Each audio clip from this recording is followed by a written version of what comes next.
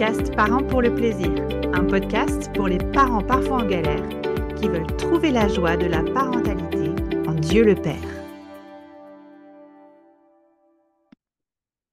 Salut, moi c'est Nico. Moi, c'est Rachel. Et moi, c'est Chloé. Dans le dernier épisode, on a introduit la notion d'un cadre clair et sécurisant dans le contexte familial. Comme point de départ pour la mise en place d'un tel cadre, on s'est posé la question, c'est qui le chef? Et pour faire simple, on a identifié 3 réponses possibles à cette question, 3 profils de parents. Pour schématiser un peu, on a le parent proviseur, celui qui dit que ma volonté soit faite, qui va être plus autoritatif. Le parent pion, qui a tendance à dire à l'enfant que ta volonté soit faite, qui est plus le parent copain. Et puis, finalement, le troisième modèle qui nous paraissait le plus juste, c'est le parent professeur en formation, qui dit que sa volonté soit faite, c'est-à-dire la volonté de Dieu dans ma vie et aussi dans ta vie, à toi, mon enfant. Merci Chloé pour ce récap. Le titre pour l'épisode d'aujourd'hui, c'est N'ayons pas peur des larmes, le plaisir de la correction bienveillante. Alors, ne partez pas, restez avec nous. Oui, on va parler de larmes, mais chaque mot est important dans ce titre. On va parler de correction bienveillante. La réalité à laquelle on fait face en tant que parent, c'est que la correction, c'est compliqué. On vit dans une société qui est Mm. mal à l'aise avec cette notion, qui a même tendance à voir l'autorité et l'obéissance comme quelque chose de nocif, dans les rapports les uns avec les autres, qui rejette même cette notion comme, obsolète, quoi, et qui se méfie même de tout rapport de force, finalement. Donc ça, on le voit aussi, dans nos familles, et Mm. même si on est plutôt convaincus, en tant que parents, que nos enfants ont besoin d'être corrigés, eh bien, tout un tas de questions se posent quand même, en fait. Et les réponses sont jamais, noir et blanc face à ces questions. Par exemple, à partir de quel âge on commence vraiment à corriger nos enfants? Et quel comportement exactement est-ce qu'il faut qu'on corrige? Encore, d'autres questions, c'est, bah, la forme que notre Ouais. correction prend aussi qui va être différente selon les situations et les âges. Et que faire si dans une famille, les 2 parents ne sont pas d'accord sur la correction à donner? Ce ne sont pas des choses faciles à mettre en place. Ouais.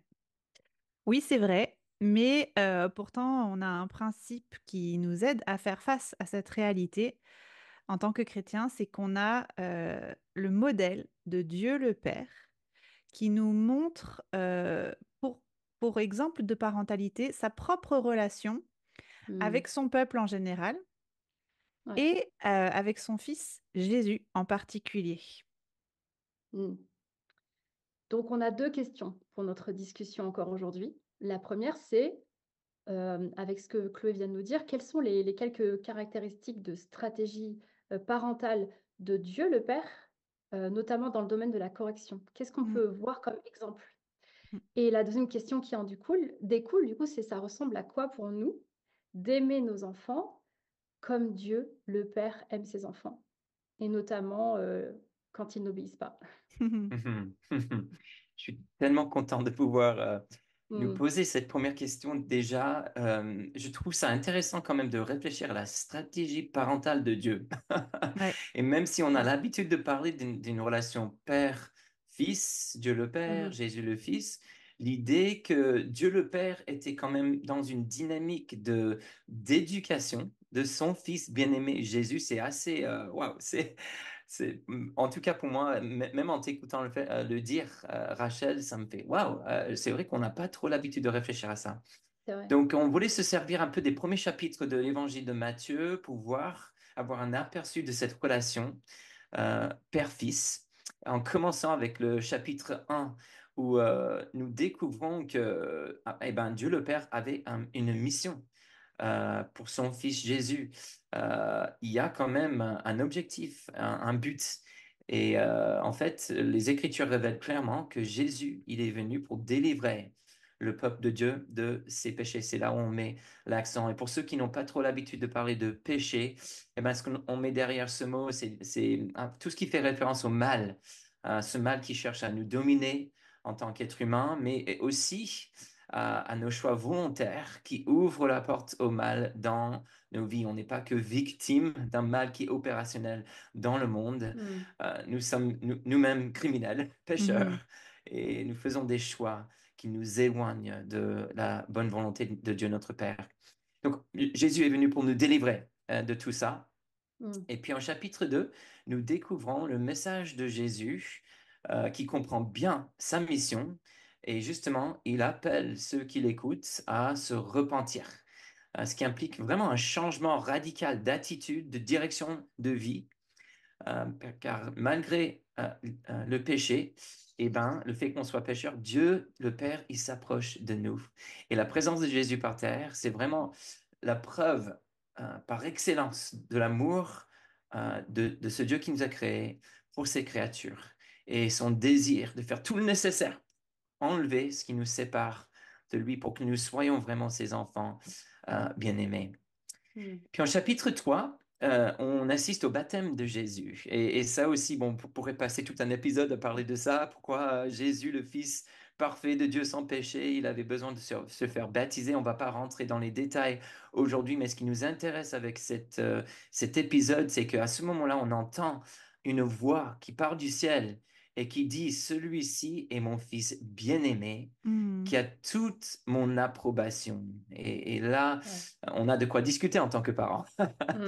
n'est-ce pas? Ouais. Communication de notre approbation parentale. Ce qui est frappant, c'est que cette déclaration d'amour et d'approbation arrive tout au début du ministère de Jésus. Il n'a rien fait jusque-là. Et donc, on voit que c'est un amour qui n'est pas mérité, mais c'est un amour qui est tout simplement lié à ce rapport père-enfant. Puis en chapitre 4, nous sommes frappés de voir tout de suite après cette déclaration d'amour, voici mon fils bien-aimé, eh ben, que fait l'Esprit de Dieu par la volonté de Dieu le Père? Eh ben, il pousse Jésus, il conduit Jésus, euh, euh, en fait, dans le désert. Mhm. Ouais. Et quel est l'objectif? Pourquoi est-ce qu'il envoie son fils dans le désert sous l'influence de l'Esprit Saint? Eh ben, le texte clairement dit, c'est pour être tenté par le diable. Mhm. Et nous, on peut dire, ben, quel Mm. parent Ouais. va faire ça? Va envoyer son fils dans le désert pour vivre une tentation. Jésus, le fils bien-aimé de Dieu, n'aura rien à manger pendant 40 jours. Euh, Dans l'évangile de Marc, on voit qu'il était parmi des bêtes sauvages, qu'il est dans une situation de Mm. danger. Euh, mais le livre d'Hébreux, on reviendra là-dessus tout à l'heure, nous dit que c'était grâce aux souffrances de Jésus, y compris ce qui se passe ici dans le désert, que Mm. Jésus, le Fils de Dieu, a appris l'obéissance. Mhm.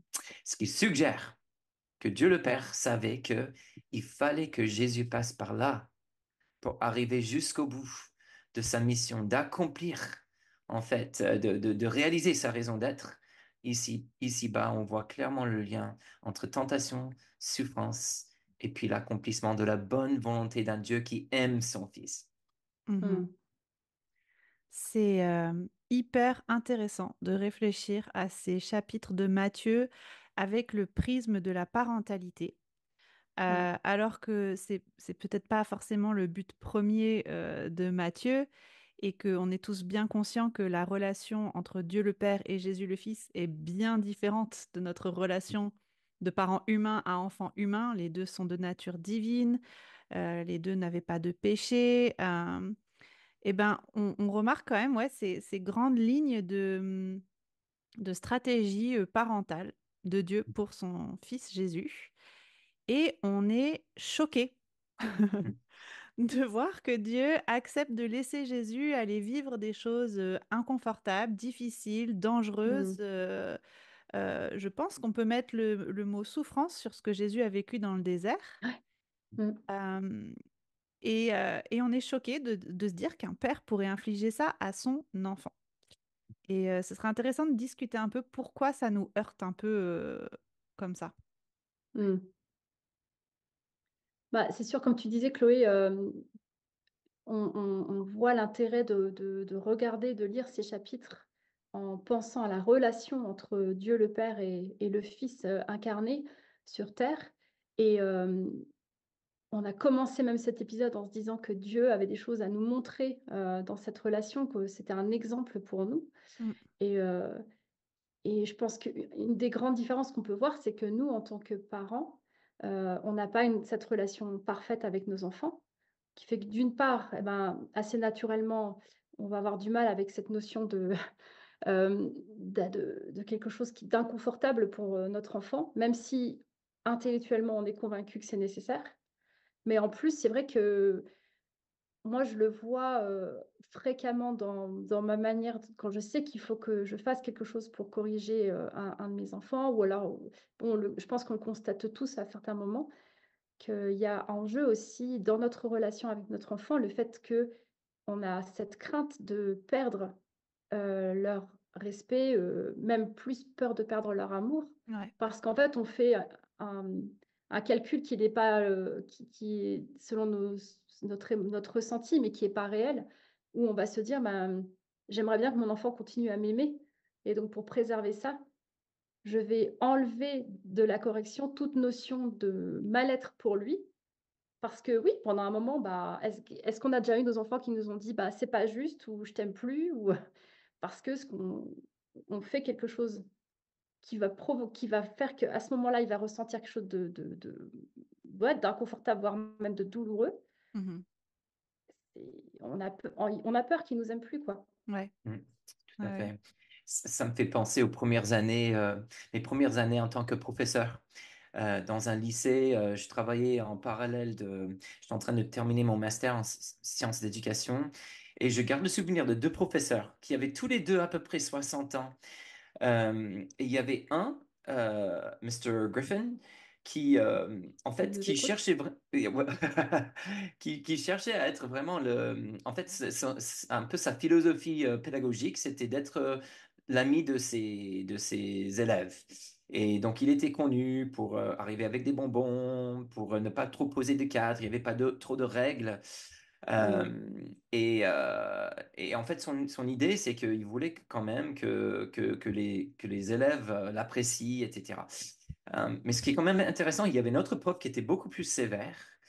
Euh, oh là là, son nom de famille m'échappe maintenant, mais en tout cas, il avait un cadre très clair. Je me souviens, en fait, il couvrait beaucoup de contenu au cours de l'année.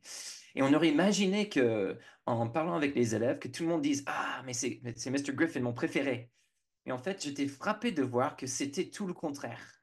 Mmh. Très souvent, j'entendais au contraire des critiques du cours de Mr. Griffin où c'était un peu chaotique, on n'avançait pas, on n'apprenait pas grand-chose, alors qu'il cherchait à vraiment être gentil et à faire ce que les élèves voulaient.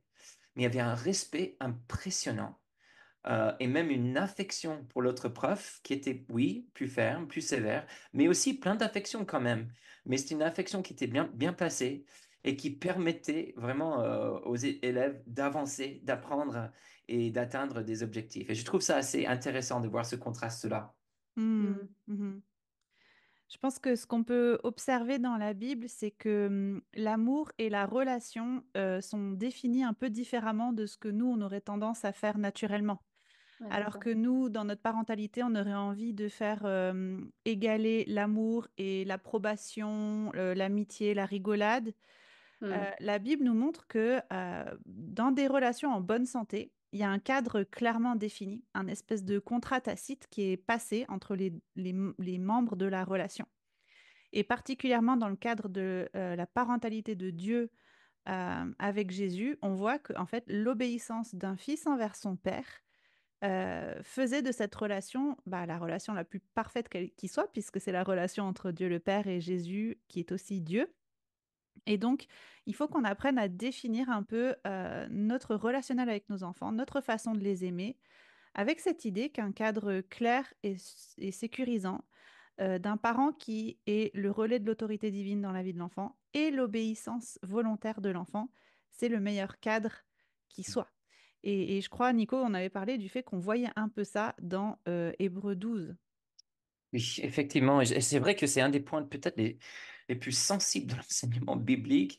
On a vraiment du mal dans notre société aujourd'hui, ce lien qui est fait dans ce texte qu'on va lire entre la correction qui implique, on va voir, une tristesse, un élément de souffrance, et puis l'amour et le fait de progresser. Mais je trouve ces quelques versets vraiment frappants, où l'écrivain est en train d'encourager les chrétiens à supporter la correction de Dieu.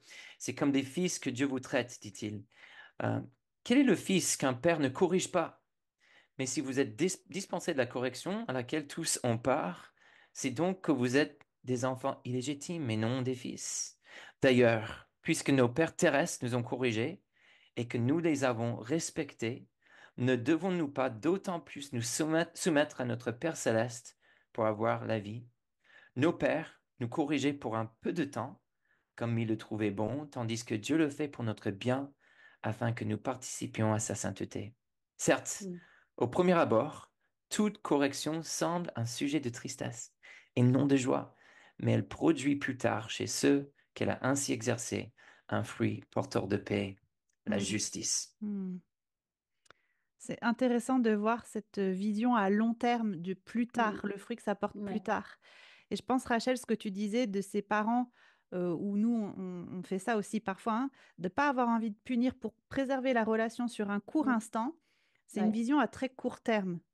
Alors que Mm. notre vision à long terme, notre stratégie familiale réfléchie doit comporter cette notion de discipline et de laisser passer les enfants par des moments désagréables, Mm. inconfortables, de friction même, pour que plus tard, ça porte un fruit de justice. Mm. Ouais, c'est pour ça que l'épisode est intitulé N'ayons pas peur des larmes. Mhm.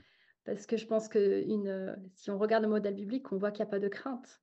Et donc, il y a aussi cette nécessité de se remettre en question face à ça et de se dire, ouais, moi j'aime beaucoup dans ces versets, oui, ça produit quelque chose. En fait, on voit bien plus loin et on a des ambitions pour nos enfants et notre famille qui vont au-delà de l'instant présent. Mhm, Mm. mhm, Je me demande si ce serait pas intéressant avec ce fondement posé de réfléchir un peu ensemble à la deuxième question, justement, à quoi Mhm. ça ressemble, parce que nous, nous n'allons pas suivre le modèle de Dieu le Père en envoyant nos enfants qui ont 3 ans, 4 ans dans le désert pour être tentés par le diable. On est bien d'accord. Mm. Donc, il y a des limites Ouais. quand même dans cette Mm. comparaison. Donc, Mm. bon, voilà, on comprend très bien, on est dans des métaphores et il y a des principes à saisir, mais je pense que la question se pose quand même. OK, qu'est-ce que ça veut dire pour nous? Et peut-être, si vous me permettez, je peux juste résumer quelques grandes lignes de ce qu'on vient de voir dans la Mhm. parentalité de Dieu le Père. Puis ça m'intéresse de discuter un peu plus concrètement avec vous. mhm, Donc on voit que Ouais. Dieu le Père, il donne un cadre bien défini. Et c'est pas que en fait à Jésus au début de Matthieu, mais on voit avec son peuple qui est aussi appelé son fils, qui donne sa loi. Il y a des promesses, il y a des modèles, il y a tout un tas d'histoires qui montrent à quoi ça ressemble une relation avec lui. Qu'est-ce qu'on peut faire, qu'est-ce qu'on devrait faire, qu'est-ce qu'on ne peut pas faire, on ne devrait pas faire, etc. Il nous communique aussi son amour, un amour qui ne dépend pas de notre performance. On entend cette déclaration en Matthieu 3. Voici mon Mm. fils bien-aimé. mhm. Jésus n'a rien fait encore dans son Trop beau. ministère et c'est Mm. tellement Ouais. rassurant. Donc c'est un amour qui s'identifie avec nous, on voit sa compassion, voit sa grâce et puis on voit qu'il vient, en fait, il s'incarne. En fait, c'est en Jésus-Christ que Dieu est vraiment présent avec nous pour comprendre notre souffrance. Et puis, Dieu nous situe dans des circonstances propices à l'apprentissage. C'est un papa qui cherche à discerner dans quelles circonstances est-ce qu'on va pouvoir avancer, progresser. En fait, il comprend l'importance de certaines mises à l'épreuve. Et donc là, il était question pour Jésus de tentation dans le désert. Mais on voit tout un tas d'exemples de ce genre de circonstances pour le peuple de Dieu, pour les premiers disciples, pour l'Église, etc.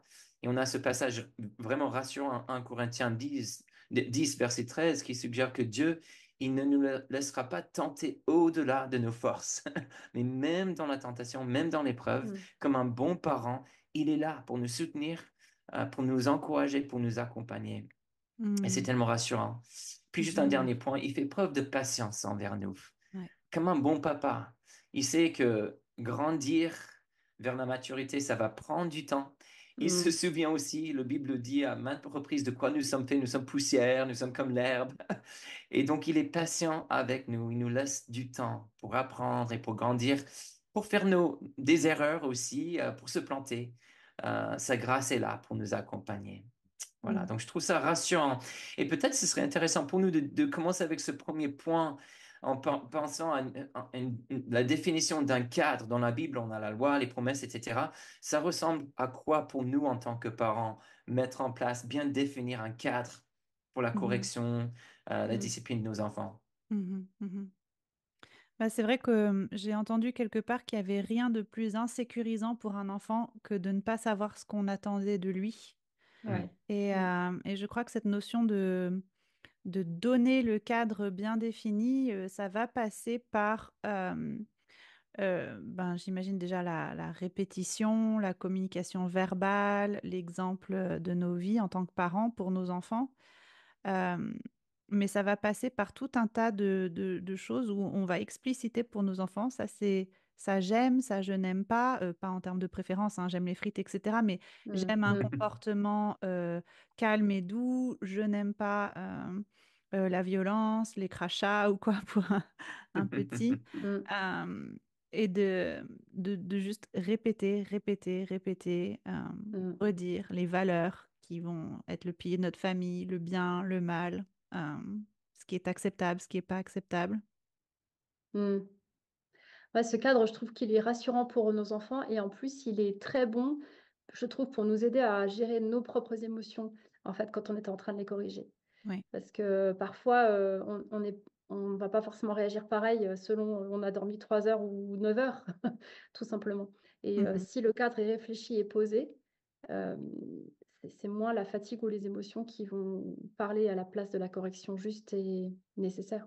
mhm, hmm. mhm, En fait, un élément important du cadre que nous avons mis en place avec Annie, on l'a appris d'autres, et même il y a un bouquin qu'on a lu qui a suggéré, c'était qu'on ait quand même une définition opérationnelle de l'obéissance dans la mhm, famille, que Mmh. tout le monde sache de quoi on parle. Et je sais que Ouais. ben, aujourd'hui, on n'aime pas trop ce mot obéissance.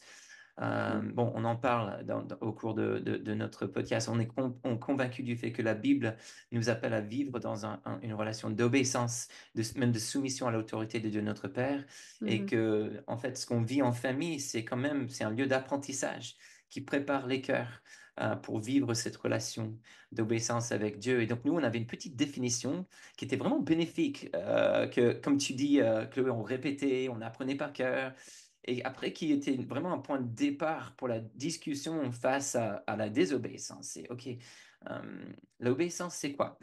Et la réponse à cette question, c'était que l'obéissance, c'est de faire ce que maman ou papa me demande de faire au moment où on me demande de le faire et avec la bonne attitude de cœur. Il y avait ces trois éléments. mhm, mhm, Donc, les enfants apprenaient ça. Et puis, on faisait parfois des mises en scène, des situations où on rigolait ensemble. Et papa, je faisais semblant d'être Mika et de ne pas les écouter maman. Et les autres enfants, en fait, maman demandait, OK, euh, l'obéissance n'a pas été respectée. Sur quel point? Ah, il avait une mauvaise Mmh. attitude, papa. mhm, Mais mhm, il y avait une certaine pédagogie qui renforçait ce petit cadre pour qu'on soit clair, c'est quoi l'obéissance dans le contexte de mhm, notre famille? mhm, mhm. Mmh. Nous, un gros point aussi de notre stratégie dans la famille, c'était de faire une vraie différence entre la désobéissance et les bêtises. Ah Mmh. oui, Avait excellent. décidé d'avance qu'on ne voulait pas corriger et cadrer la désobéissance de la même manière qu'on allait corriger une bêtise. Et c'est pourtant ce qu'on se retrouve à faire souvent dans une famille, c'est que un gamin va se faire mettre au coin parce qu'il a renversé son verre, de la même Mmh. manière qu'il va se faire mettre au coin quand il n'a pas mis ses chaussures alors qu'on avait demandé de mettre les chaussures. Et donc pour nous, Mmh. la définition de la désobéissance, c'était, et je parle pour des enfants petits, c'est maman avait dit ça, toi, tu as fait ça, c'est de la désobéissance, donc tu vas recevoir une conséquence, tu vas aller au coin ou tu vas perdre un bonbon, ou enfin bref, on avait décidé ensemble à l'avance, hein, mais Par contre, quand il faisait une bêtise, des fois, je voyais le regard, je vais Mm. être puni.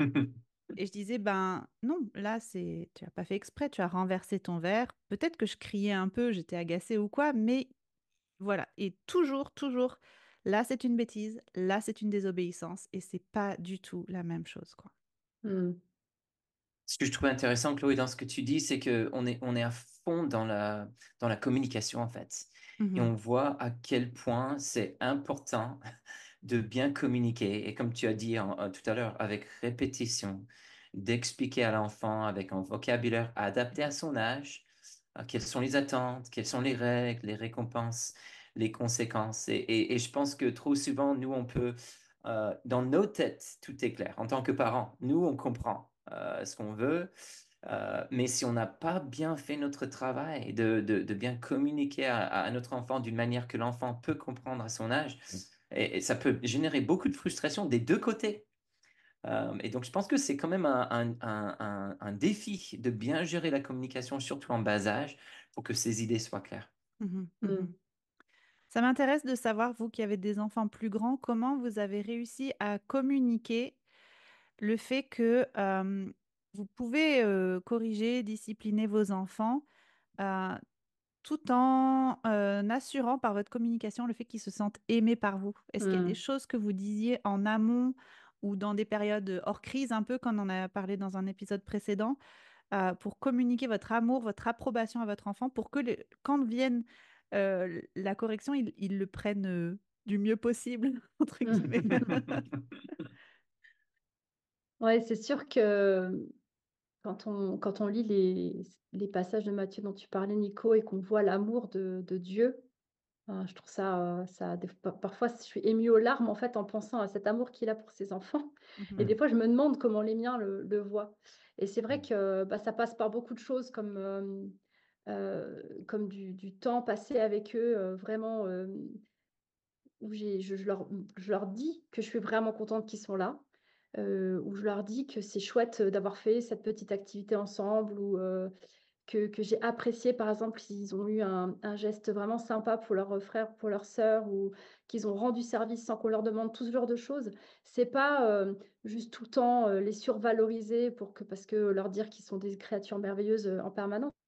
Mais, c'est de leur montrer que dans un contexte familial où on s'apprécie vraiment les uns les autres, et où c'est pas, «Tu vas mériter, mon amour si tu es tout le temps obéissant». La deuxième chose aussi qui me vient à l'esprit, c'est que j'ai beaucoup répété quand ils étaient plus petits que, par amour pour eux, j'obéissais à Dieu en les éduquant, et mhm, qu'en fait, si les parents qui manquaient d'amour pour leurs enfants, c'était des parents qui ne les reprenaient pas, qui ne leur donnaient pas ce cadre, et que, parfois je ne savais pas toujours bien le faire et tout ça, mais que je voulais le faire pour leur bien, et je sais que ça, c'est quelque chose dont ils se souviennent encore aujourd'hui. mhm, D'avoir régulièrement redonné, en fait, pourquoi? Pourquoi est-ce que là, s'il y a désobéissance, il y a une conséquence mhm, qui va te causer un peu de douleur sur le moment? mhm, mhm. Que c'est pas, moi, une vengeance, ou ça enlève le côté un peu tyrannique qu'il peut y avoir, Ouais. Ouais, c'est ça, tu leur parlais vraiment de ta stratégie à long terme, en fait, pour eux, ouais, votre relation. c'est ça. Ah, c'est Mmh, cool. mmh, Ouais.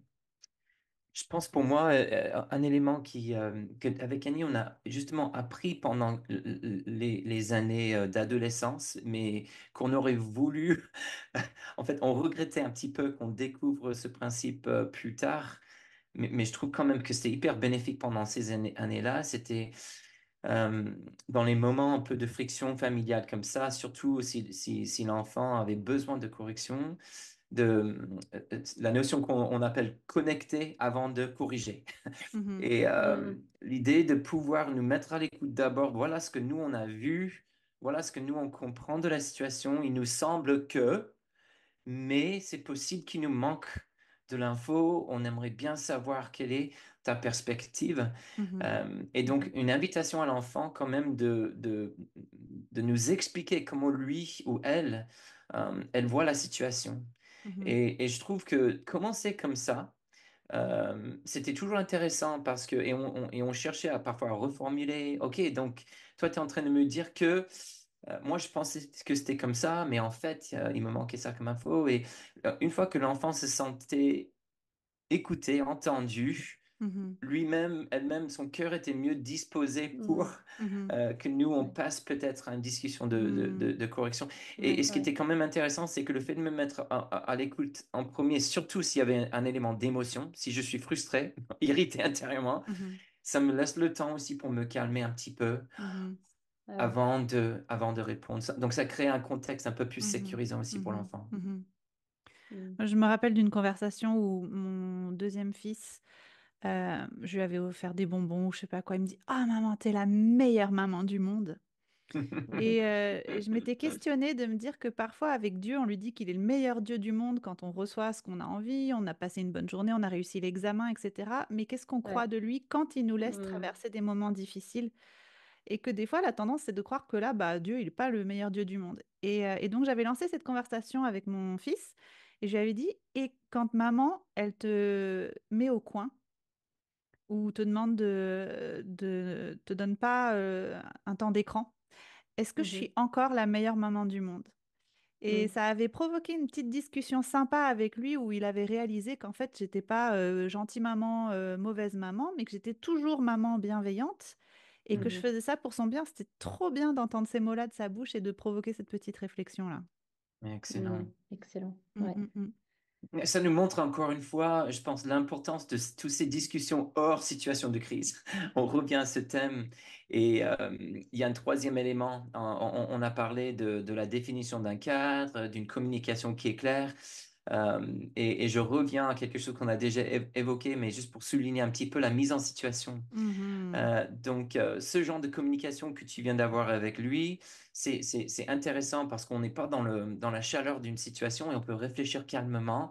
Et je pense que les mises en situation ont un peu cette utilité aussi d'anticiper certaines situations où on risque d'avoir, il y a la possibilité de désobéissance, en tout cas de différence de vision.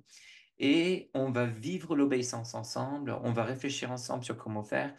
Et donc, ça m'intéresse de juste savoir, est-ce que ça, c'est quelque chose que vous aussi, de votre côté, vous avez apprécié, vécu, ou qu'est-ce que vous imaginez quand vous pensez à cette notion de mise en situation, où on va presque comme des petites pièces de théâtre, vivre une expérience de quelque chose, comme par exemple le moment où on va se coucher le soir, qui peut être vraiment, surtout pendant une certaine période de l'enfance, ça peut être un moment très tendu.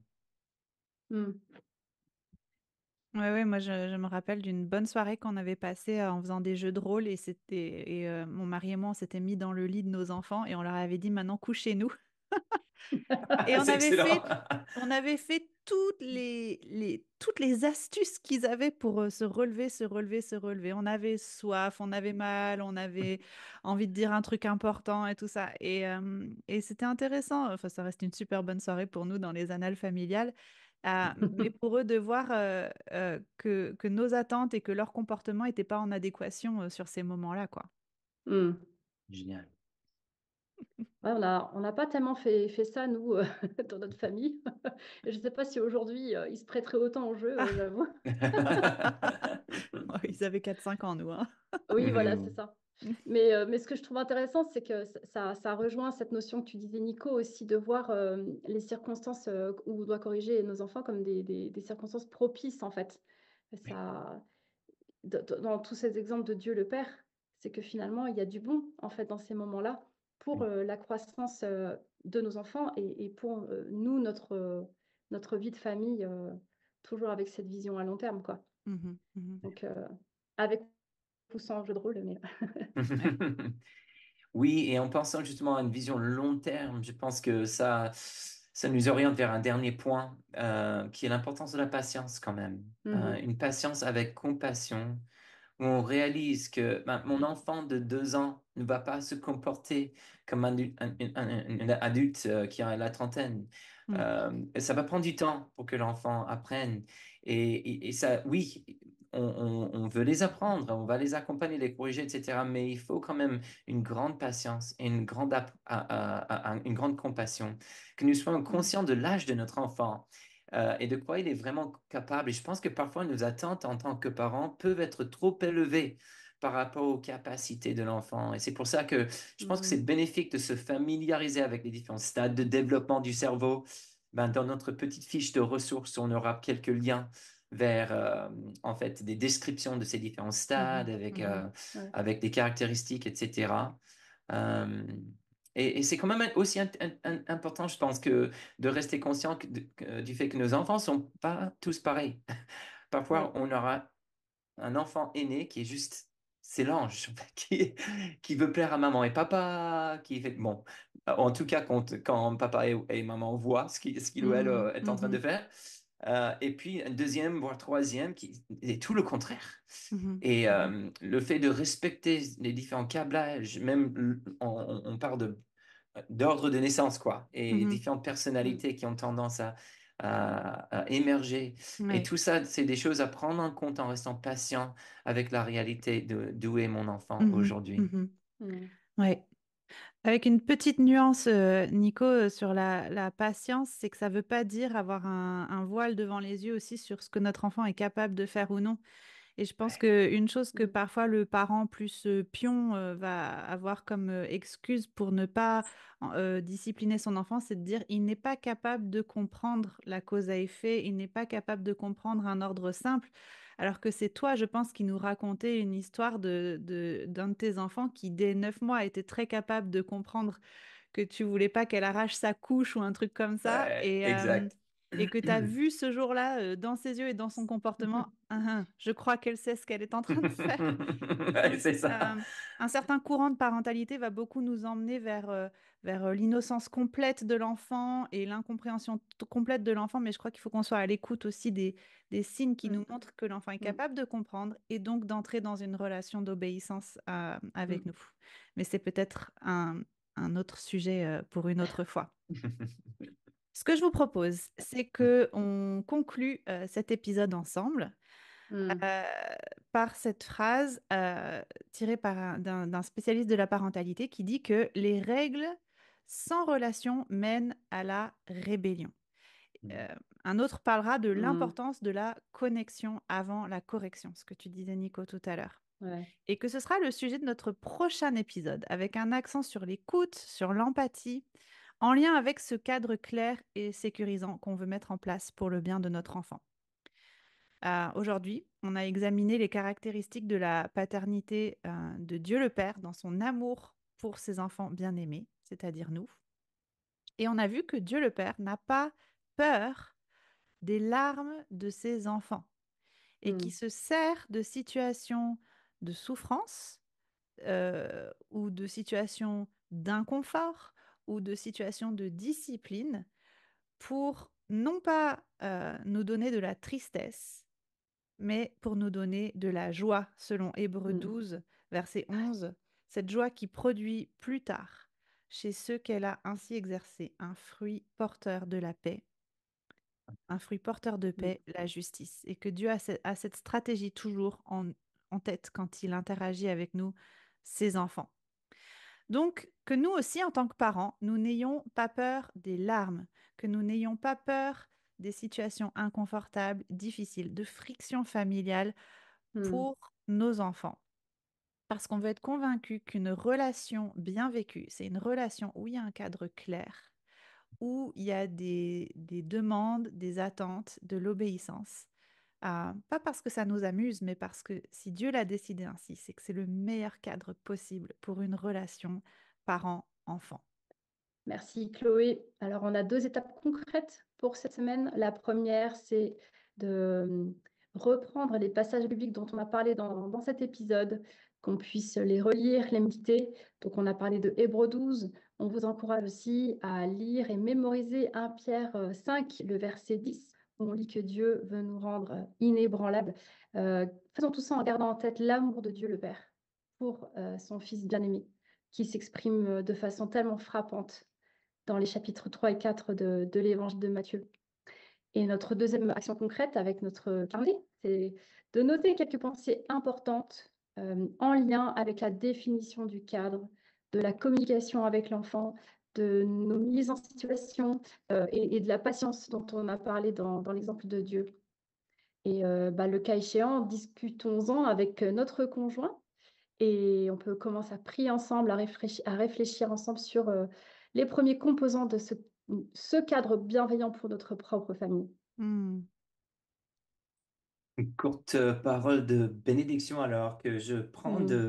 de Jacques chapitre 1, juste les premiers versets. Il y a un lien très fort avec ce qu'on vient de voir en Hébreux 12. Que notre Dieu et Père nous apprenne à considérer comme un sujet de joie complète, nous et nos enfants aussi, les diverses épreuves auxquelles nous pouvons être exposés, sachant que la mise à l'épreuve produit la persévérance. Il faut que la persévérance accomplisse parfaitement sa tâche, afin que nous soyons parfaitement qualifiés, sans défaut, et qu'il ne nous manque rien. Amen. Amen. Amen. Merci d'avoir écouté cet épisode du podcast Parents pour le plaisir. Notre prière, c'est que tu connaisses concrètement cette semaine le plaisir d'être toi-même enfant de Dieu.